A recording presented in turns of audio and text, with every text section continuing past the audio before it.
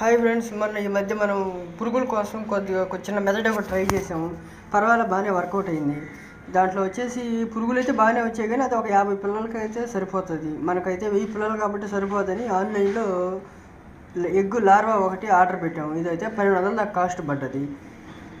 ఎట్లా వస్తుందో చూడాలా. దీనికోసం మనం 3 టబ్బులు వేడి చేసుకొని వాటికి తవుడు అవి కలుపుకొని రైన్ చేసుకొని జల్లీలు ఒకటి 2 ఇంచ్ హైట్లో కానీ 3 ఇంచ్ హైట్లో కానీ జల్లీలు పెట్టుకొని వాటి మీద ఎగ్ పెడితే ఎగ్ పొదిగి లార్వా వస్తుంది. లార్వా నుంచి మనం సపరేట్ చేసుకొని ఒక 10 డేస్కి 12 డేస్ గట్ట పురుగు వస్తుంది. వాటిని కోళ్ళకి వేసుకుంటే మేత ఖర్చు ఒకరా తగ్గుతుంది అని ట్రై చేద్దామని చూస్తున్నాము.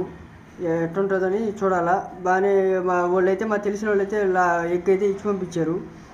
ఎగ్ క్వాలిటీ అయితే బాగానే ఉండదు, కానీ పిల్లలు వచ్చిన తర్వాత వీటి గురించి తెలియాలా. వీటికైతే అందుకే లాంగ్ వీడియో చేస్తున్నాను.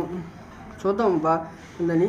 మనకైతే ఎక్కువ లార్వా వచ్చిందంటే మాత్రం సపోర్ట్గా ఉంటుందని, ఒక ఫీడ్ ఖర్చు తగ్గుతుందని ఆలోచిస్తున్నాము.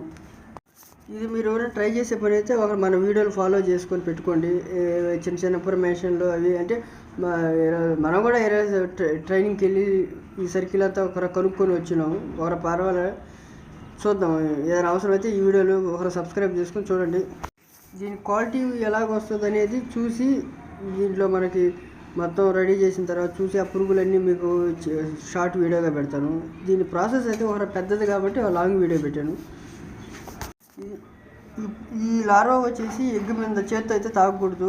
ఎగ్ దాని మీద పెట్టుకొని జల్లీడు మొత్తం స్ప్రెడ్ చేసుకోవాలా. విడివిడిగా 3 భాగాలుగా చేసుకొని పెట్టుకుంటే ఇంకా మంచిది. వాళ్ళు అయితే 2 భాగాలు చాలు అన్నారు, కానీ నేను 2 భాగాల కన్నా 3 భాగాలుగా చేసుకుంటే మనం కొత్త కాబట్టి బాగుంటుందని ట్రై చేశాను. దీని ఇంకో విషయం ఏంటంటే పెట్టేసి గమ్ముగా అయిపోకుండా 3 డేస్ ఇది ఎగ్ లార్వా అవుతుంది.